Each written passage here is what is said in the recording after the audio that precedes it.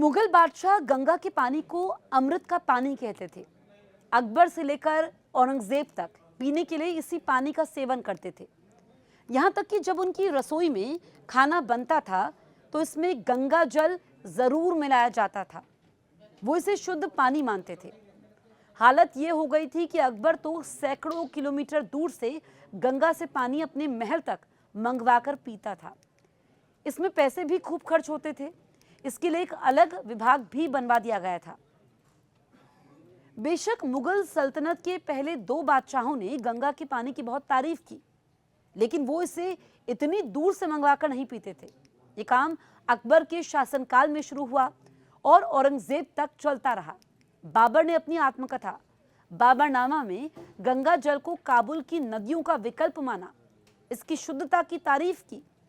कुछ इतिहासकारों के अनुसार बाबर इसे आबे हयात या जीवन का पानी मानते थे। हुमायूं को भी गंगा जल पसंद था, वो भी इसकी शुद्धता से प्रभावित थे। अकबर ने गंगा जल को नियमित रूप से पीने की परंपरा को संस्थागत बनाया। अबुल फजल की किताब आईने अकबरी में विस्तार से लिखा है कि अकबर केवल गंगा जल पीते थे, इसे दूर से मंगवाते थे।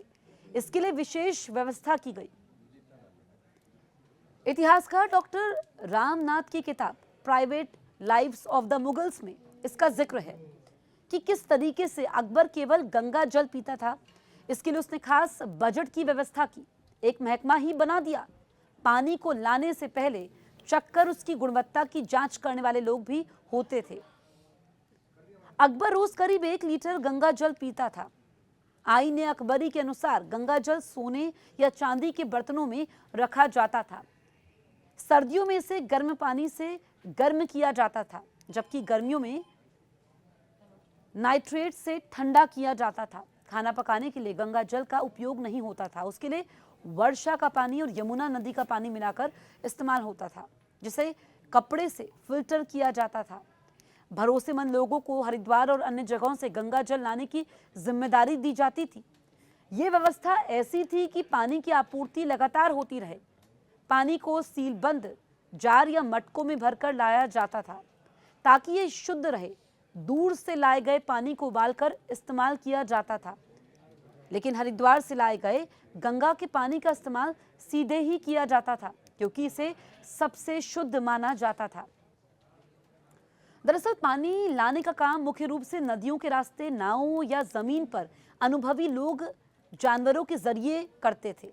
मुगल काल में गंगा नदी प्रणाली व्यापार और परिवहन का प्रमुख माध्यम थी। अकबर के बाद जहांगीर और शाहजहां ने इन प्रथाओं को जारी रखा, वो भी केवल गंगा जल ही पीते थे। फ्रांकोइस बर्नियर के अनुसार औरंगजेब भी हमेशा गंगा जल पीता था। और एक और विदेशी यात्री ट्रेवनियर का मानना है कि गंगा जल प्राप्त करने के लिए काफी धन खर्च होता था। इसके औषधि गुणों के कारण कई लोग इसे लगातार पीते थे। कई प्रायोगिक अध्ययनों से मालूम चला है कि हरिद्वार के ऊपर से लिया गया गंगा का जल खुद शुद्धिकरण की असाधारण क्षमता रखता है। इतिहासकार जैसे डॉक्टर रामनाथ की किताब का अनुमान है कि इस काम में सालाना हजारों रुपए खर्च होते होंगे।